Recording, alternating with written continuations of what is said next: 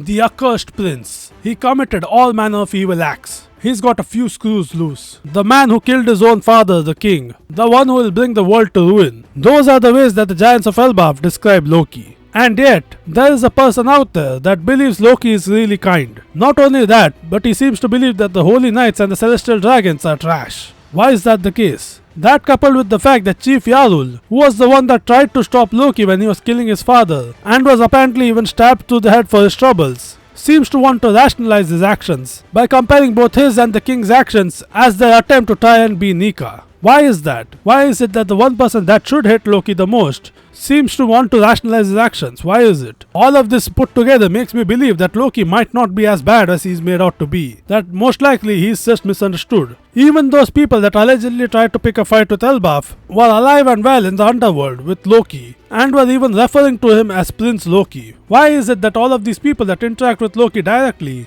all seem to believe that he's a good person? Well, either they believe that he's a good person, or in the case of Chief Yarul, he wants to rationalize his actions and try to understand why it is that he did what he did. Even Luffy, when he first met Loki, was pretty chill with him. In fact, the only time he even attacked him was because he made fun of Shanks. When is the last time we have seen Luffy interact with someone that is the potential villain of their arc for the first time and not be particularly antagonistic to him at all? All of these things put together are really starting to make me believe that Loki might not be such a bad person and might just be misunderstood by the residents of Elbaf due to all the rumors that are surrounding him. Some people might bring up the story about him taming the monsters in the underworld and then making them attack the villages. But who's to say that the monsters wouldn't have just attacked the villages themselves anyway, and Loki was actually the one stopping them from doing it all the time? All we have right now is the perception of other people that don't even know Loki personally. In fact, even Zoro seems to fully believe that we can't take what the people of Elbaf are saying at face value because we don't know what Loki is like personally.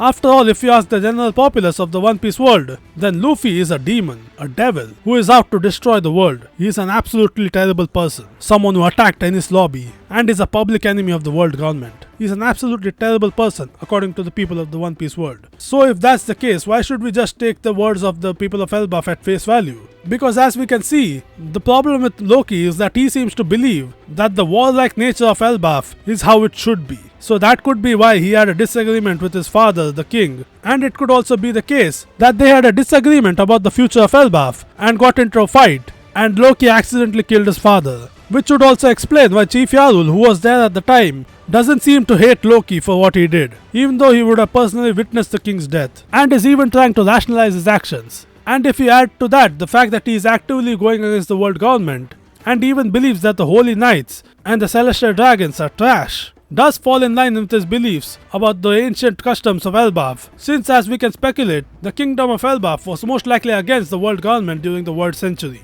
And that is why Loki, who seems to believe in the traditions of Elbaf the most, is wholly against them. So all in all of these factors put together lead me to believe that Loki might not be as bad of a person as he is made out to be. And maybe in the coming chapters, the Straw Hats might actually free him, and we will be able to get an understanding of what kind of person Loki actually is. Because keep in mind, regardless of what King Harold wanted, at least Luffy's beliefs of the giants seems to align more with Loki than with King Harold. I just want to point that out. And with that all in mind, that is what I believe. So I would appreciate it if people can tell me in the comments if I'm wrong, or maybe you agree with me, that it will turn out that Loki is not as bad of a person as he's made out to be, and in the end the Straw Hats are going to side with him instead of the people of Elbaf. But I guess we'll just have to wait and see. Make sure to like and subscribe. I'll see you in the next upload. Bye bye.